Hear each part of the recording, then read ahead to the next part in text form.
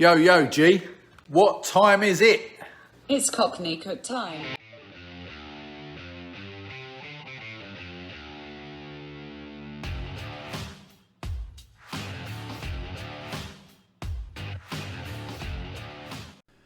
Here we are again on a happy hump day. My dear old mum, once again. Son, can you do me a chicken korma? So I'm like, yeah, I can do that, mum. I said, there's just a couple of ingredients I've got to change to make it keto. So, and it wasn't a lot. It's relatively straightforward. So let's get down to the ingredients and we'll then take it from there. Okay, the base of your curry really is, flavour-wise, is the onions. Now normally the recipe calls for like about 3 large onions, but because they're high in carbs and we're keto, we're just opting for 1 onion. What we'll do with that is we're going to fry that up, and like I said, that's going to pretty much be the base of the flavour of the curry. Now bear with me because I've got to try and remember where all these spices are. Okay, bay leaf, that's obvious. Ground, and I'm using no pods, by the way. It did call for pods, but I don't like chewing on things and breaking my teeth, so I've gone for the powders instead.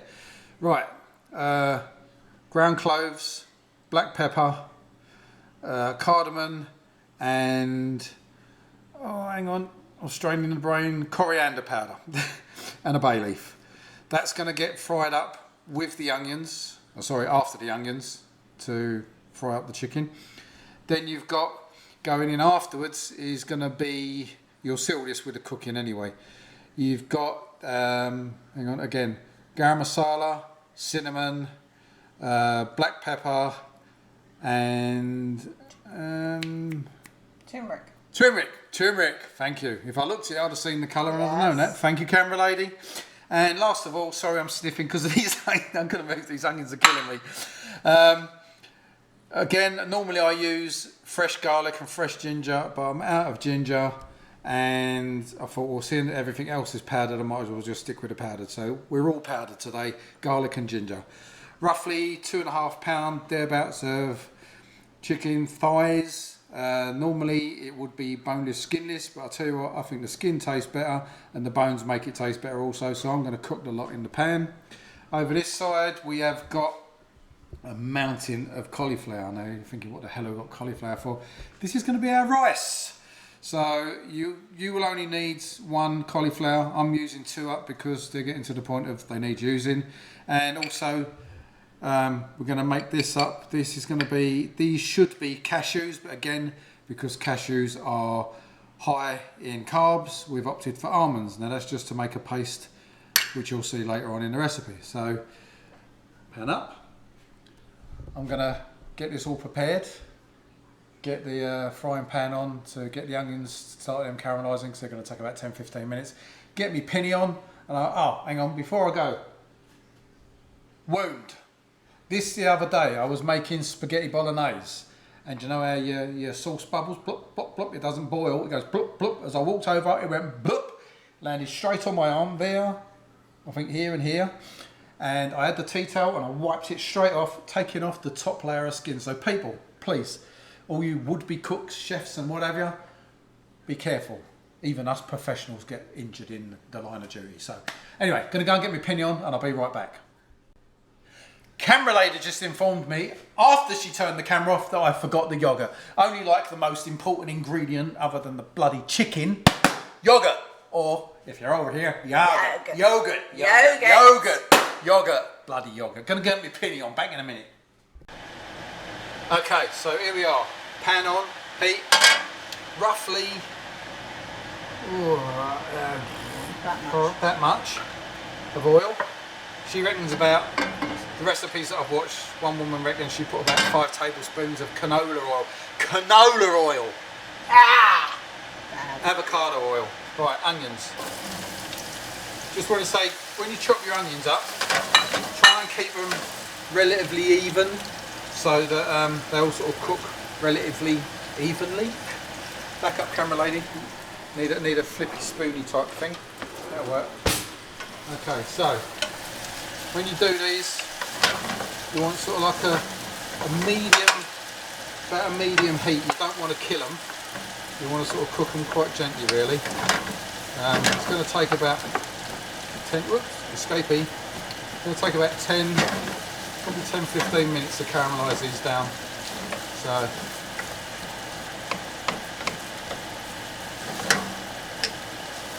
I'm going to come back to you in a moment because I don't suppose you want to sit there for 15 minutes watching onions cook. Onions are doing good. Getting there. Not quite yet though, but yeah. Remember, cook them gently, don't burn them.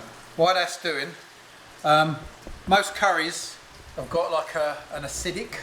So with a regular curry you'd have like tomatoes or tomatoes. But because this is a korma and there ain't no tomatoes, we've got yogurt.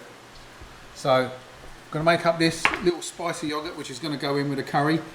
So I said what the spices were, don't make me remember them again. Everything's going to be down in the descriptions and measurements. So we're going to add all that lot in now because that's going to get added to the curry once it all starts getting combined in the pan with the chicken and the lovely stuff and all that lot. And I think maybe a whisk was the wrong idea. The reason why the whisk is not such a great idea is because we're using full fat Greek yogurt. And the reason why you use full fat Greek yogurt is because when you use low fat or half fat or whatever other fat, they tend to replace the fat with sugar. And obviously being keto, we don't do sugar. Sugar is the devil. There you go, got there in the end, didn't it? Okay, so again, make sure it's full fat, make sure it's Greek, because I'm sort of wrecking my brain on this one now. I did hear it.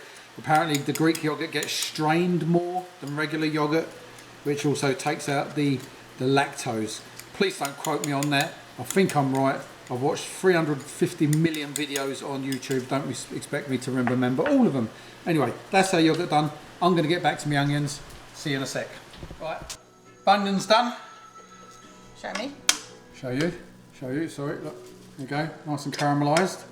What we're going to do is we're going to make a paste out of these now. So we get these in our little mini blender. Like so. Don't want to try and leave the oil behind. Oh, even sounds like India in here, doesn't it? Starting to smell like it. Right, in with those. Oh, we missed one. Go out almonds. Like I said, should be cashews, but don't want cashews. They're too high in carbs. So, excuse the noise.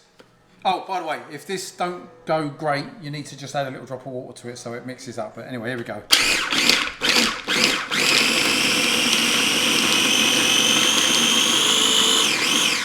Right, now it's time to add the water.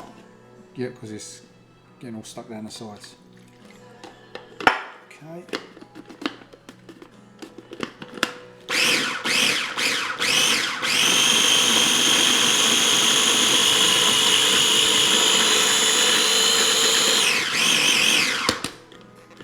Okay, right, there's our paste.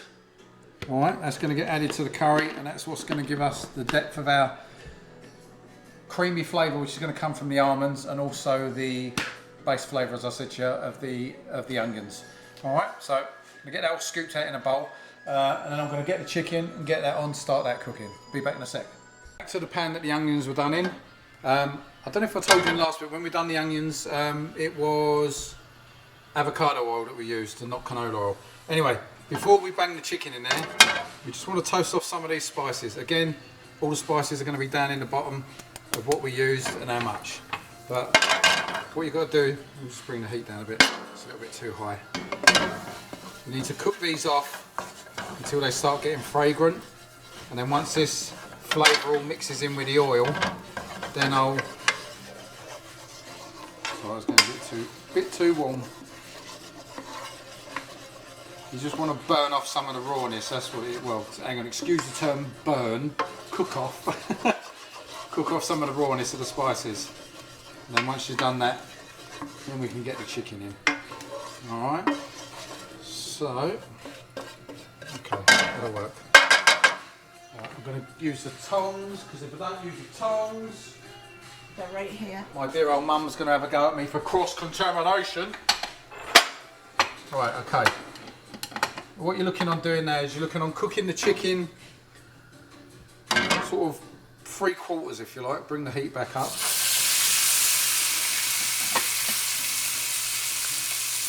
Because obviously it's going to finish off in the curry.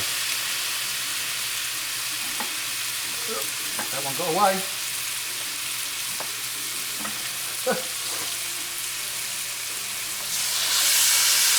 Okay, so we're going to probably cook them for about 5 to 7 minutes. Flip them over on the other side, same again, and then once we've got a nice char on them, then we'll start adding all the other bits and bobs in to turn it into the curry. So I'm going to keep these cooking, be back with you in a minute.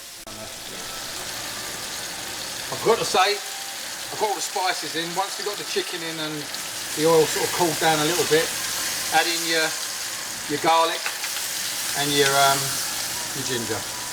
Alright, again, I'm going to carry on, back in a sec. Okay, chicken's probably about 3/4 cooked. I've reduced the heat down. Now I'm going to get in our yoghurt with our spices. Get that in. Okay. Don't miss any.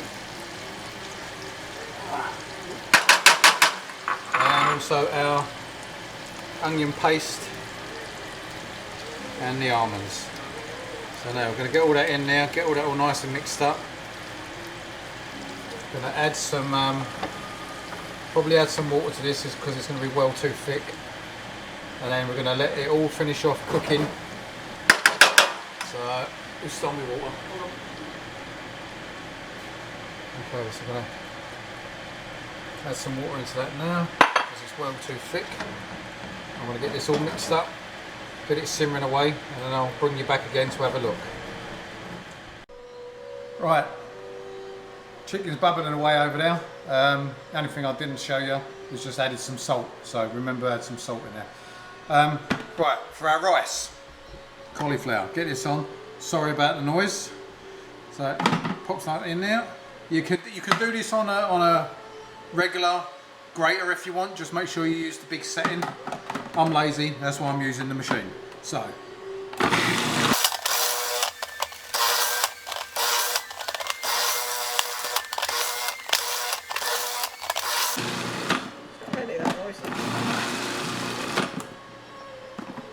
That's because it's a very good blender.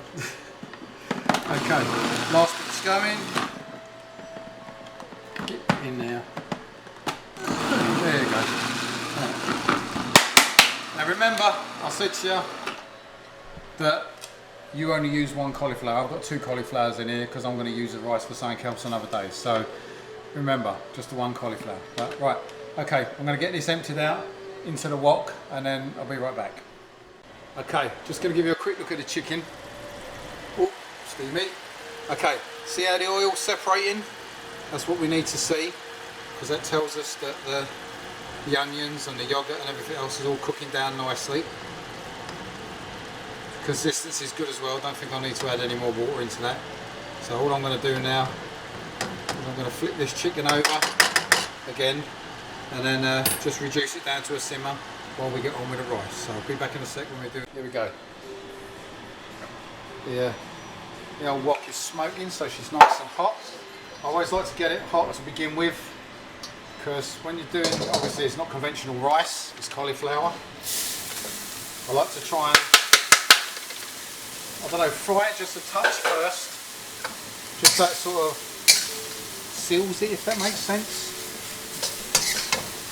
Because this really don't take that long to cook. Once you give this a good old sort of frying, if you like, you're only really looking at probably 5 to 10 minutes when you, I would say, steam it. So remember, cauliflower is very bland, so we want plenty of, oh, sorry, I'll get it together. Plenty of salt and pepper, especially salt.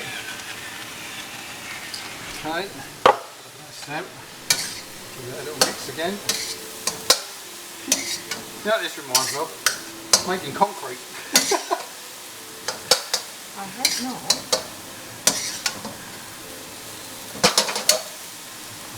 So, right, to give a little bit of a, we're trying to think of doing it like a jasmine, because I wanted to do a jasmine rice, which is what my mum wanted. By the way, mum, you can get jasmine extract, so if you use the cauliflower, get some jasmine extract. I've got in here some oregano and rosemary, but I've ground it down because I don't want to be chewing on lumps of rosemary. But that's just going to give the rice a nice fragrant flavour. Alright, so, or the cauliflower, a nice fragrant flavour. And once you cook that in a little bit more, I mean obviously you can do your rice however you want to do it. You can even have rice if you want, but remember it's not keto, so, and if you do, you can always have wild rice, which is better for you than regular rice. You can always have quinoa, which is also better, but again it's still high in carbs, so remember if you are following a keto diet. Right, what I like to do now, bring the heat down, wrong way, bring the heat down to sort of a low medium, and what I do is I put this all in like a little pile, just like that. And then what I'm going to do is grab some, where with normal rice obviously use water, I like to use some almond milk because it makes your rice creamy, and that's what's going to use to steam the rice. Like I say, so you reduce it down, back up a minute, and we use, oh sorry about the noise, the lid, and that's how it's going to stay for the next 5 to 10 minutes. Obviously keep checking it, stir that almond milk in. So, don't know, next update I'll be back and show you what's going on. Okay, chicken's been simmering away for about another 5-10 minutes. It's cooked, it's up to temperature. Come the last bit, I'd just like to add in roughly about 1/4 cup, half a cup of heavy cream, just to give it that nice silky curry now. So that'll give you the creaminess of the korma, and as you can see now, we look more like the classic colour of chicken korma. So all I can say is if this tastes as good as it smells, I think we're on a winner. But I'm going to get back to my rice, going to check my rice, see how that is. That should be almost done. If so, I'll plate it up. Hang on while you're there, let's have a look at the rice, shall we? It's simmering away. Just give that a quick whiskey. Smells good as well, doesn't it? No tandoori will be jealous. Let me have a quick tasty of the rice while we're here. Oh, sorry. Oh, you didn't see that. You was looking at the rice. I blew it on the floor. I'll get told off. Right. About another 2 to 3 minutes. It's soft, it's still got a little bit of a bite to it, which is what I like. So, okay, next time you see us, we'll have it plated up and we'll give it a taste and let you know what it's like. Okay, there we go. Chicken korma, cauliflower rice, little dusting of some parsley. They ask you to put big dusting of parsley. They ask you to put coriander. I don't like coriander. What's coriander in England? It's coriander in England. No, coriander in England, it's cilantro here. Okay, so cilantro in America, coriander in England, but I don't like coriander, so I'm opting for parsley. I'm going to go and taste this, and I'll come back when I'm finished to let you know how good or how bad it was. See you in a bit. Okay, be honest, I was a little bit nervous because when I've done the part with the spices, you had the oil and you put the spices in. The videos and that I watched, they use whole spices, so it was a stick of cinnamon, cardamom pods and stuff like that. And I think the reason why they've done that is because when you put the powders in, the oil goes black, and then when I put the chicken in and it sort of coated it, it actually looked like it was burnt. And I'll be honest, I was really nervous at the end that it was going to taste burnt, but It didn't taste burnt at all. It tasted really good. Camera lady? Yes, it was lovely. I Okay. really enjoyed it. So, yeah, no, it was great. It was fine. Just one other thing, the almonds that we used in replace of the cashews, I think the reason why they do that is obviously to give the curry its texture. It's got that, I can only think of the grainy. Yeah, grainy. Yeah. Personally, I probably wouldn't do the almonds again. What I would do, I'd stick with the almonds, but I'd actually use almond flour and use the blanched almond flour, which means the almonds have had their skins taken off. Because also, again, the skins can be a little bit tough on your stomach for digestion and stuff. So if you use blanched almond flour, you're going to get the same texture with the sauce. And like, once it was in it, you couldn't taste that there was almonds in it anyway. But it did taste like a korma from what I remember. Spicy, not hot in any way. You're not drinking gallons of milk afterwards. So there you go, another dish for you. Again, like I keep saying, anybody wants me to find anything in particular, stick it down in the comments. I do read all your comments. I appreciate all your comments. All my subscribers, thank you for coming back. I appreciate you. Anybody new, hit that subscribe button. Hit the little bell next to it. You'll see it says all notifications, which means whenever I post a video. And also we're thinking about going live. That's going to be a nightmare, but fun. You'll get a notification of when we do and when we do the new videos. And as always, please hit the like button. Turn your phone up that way. You'll see the things. You'll see the thumb up. Click on the thumb up for me. By doing that, it lets YouTube know that it was a good video and more people should watch it. So, have we covered everything? Yes, we have. Yes, we have. Okay, so good night from Camera Lady. Good night. Good night from me, and stay safe. Take care. Laters.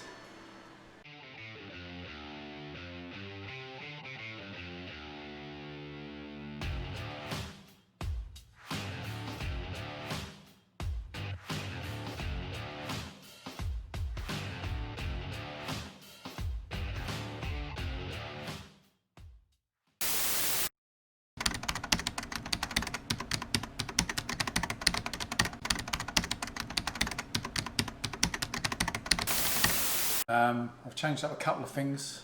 Not.